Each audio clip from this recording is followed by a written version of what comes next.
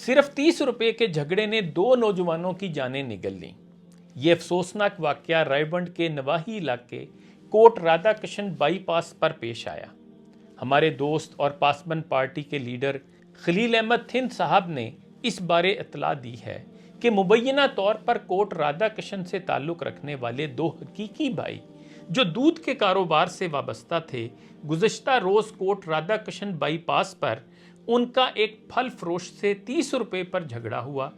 फल फरोश ने साथियों की मदद से दोनों भाइयों पर हमला कर दिया, जिसके नतीजे में एक मौका पर जाँ बहक हो गया, जबकि दूसरा शदीद जख्मी होने के बावजूद मौतो हयात की कशमकश में मुब्तला अपने भाई का सर अपनी गोद में रखकर उसे सहारा देने की नाकाम कोशिश कर रहा था कि इस दौरान कातलों में से एक ने उस पर बल्ले का जोरदार वार किया, जिसकी ताब ना लाते हुए वो भी अपने भाई के साथ ही ढेर हो गया और बाद अज़ां ज़ख्मों की ताब ना लाते हुए खाल के हकीकी से जा मिला।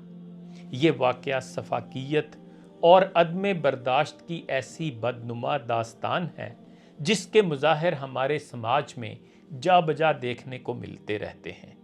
नाम के मुस्लिम और ऐसी शिकावत कल्बी, दिल की ऐसी सख्ती जो शायद काफरों में भी ना हो। हम क्या बन गए हैं? कोई शर्म नहीं, कोई हया नहीं, कोई सब्र नहीं, सफाकियत की ऐसी इंतहा। क्या हम हलाकू खान, शद्दाद, नमरूद, चंगेज़ खान या शैतन्याहू की औलाद हैं? लोगों, तुम्हें क्या हो गया है? इस वाक़े का अफसोसनाक पहलू ये भी है कि मौका पर 20 लोग मौजूद थे, लेकिन उनमें से कोई भी इस फसाद की राह में रुकावट नहीं बन सका, बल्कि लोग मौत के मुंह में जाते नौजवानों की वीडियोस बनाते रहे। ऐन इसी दौरान हजूम से निकलकर कातिल ने दूसरे नौजवान पर भी जानलेवा हमला किया, जिसकी जान बच सकती थी। गोया सफाकियत और बेहिसी दोनों ही इन नौजवानों के कातिल हैं। मेरे पास इख्तियार होता तो कातिल के साथ साथ तमाशा देखने वाले सब लोगों को भी लटका देता। ऐसे बेहिस लोगों से भी मुआशरे को पाक हो जाना चाहिए। वैसे ये हमारे निज़ाम की भी कमज़ोरी है कि आम आदमी अदम तहफ़्फ़ुज़ और फंस जाने के खौफ से जुर्म करने वालों के मुकाबिल खड़ा होने से डरता है। और हमारा कानून भी मर्जी का मालिक है, नाफिज होने पर आए तो मतलूब मुल्ज़म को ज़मीन से भी निकाल कर सज़ा दे डाले, और रिलीफ देने पर आए तो मुल्ज़म को पागल करार देकर कत्ल के जुर्म से भी आज़ाद करने की राह हमवार कर दे। बात अगरचे रुसवाई की है, मगर सच यही है। ये बात बहुत कड़वी है, लेकिन इसके हकीकत होने से कोई इनकार नहीं कर सकता।